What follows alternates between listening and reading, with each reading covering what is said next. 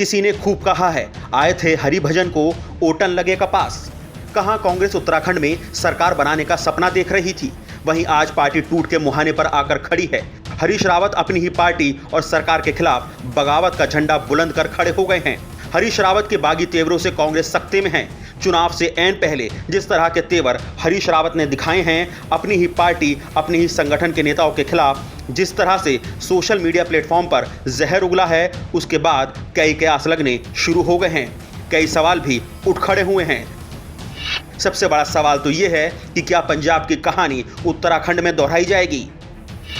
क्या हरीश रावत अमरिंदर की राह पर चल पड़े हैं? क्या हरीश रावत भी अब कांग्रेस के लिए मुसीबत का सबब बन जाएंगे? क्या हरदा कांग्रेस से अपनी राह अलग करने जा रहे हैं?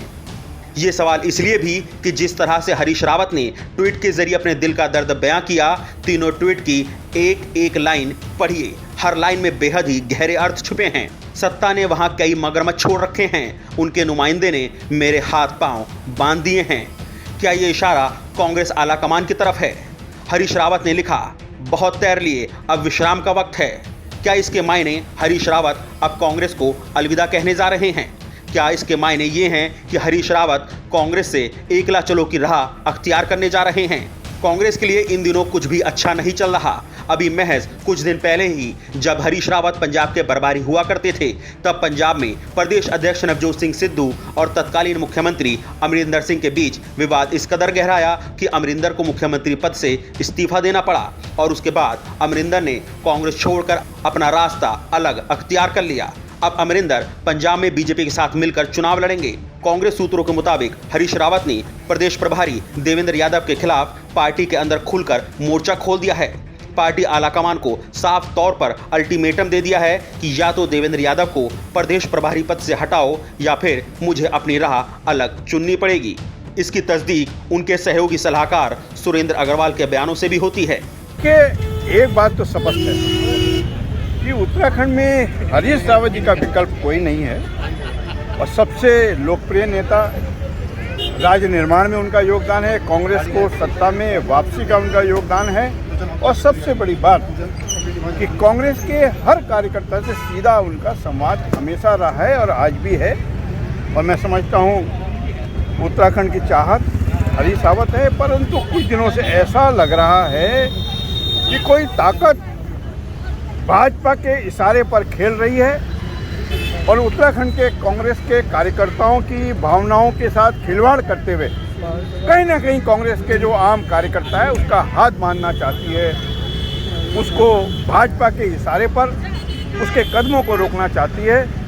निश्चित रूप से ऐसी कोई अदृश्य ताकत हमको नज़र तो नहीं आ रही है, पर यह आभास हो रहा है कि कहीं ना कोई ताकत भाजपा के हाथों में खेलते हुए इस राज्य में कांग्रेस की वापसी की संभावनाओं को रोकने का षड्यंत्र कर रहे हैं। देवेंद्र यादव प्रदेश प्रभारी के साथ बहुत ज़्यादा अच्छे संबंध नहीं दिख रहे हैं। रावत जी कई बार इस चीज़ को जाहिर कर चुके हैं। ये दिक्कत, देवेंद्र यादव जी प्रभारी हैं हमारे, और प्रभारी का मतलब होता है पंचायती प्रमुख होना। और यदि कोई पंचायती प्रमुख सीधे सीधे कहीं पार्टी बनता हुआ दिखता है, कहीं कार्यकर्ताओं के हाथों को रोकने का काम करता है, कांग्रेस की वापसी में बाधा उत्पन्न करने का काम करता है, तो मैं समझता हूँ हाईकमान को इसका संज्ञान लेना चाहिए।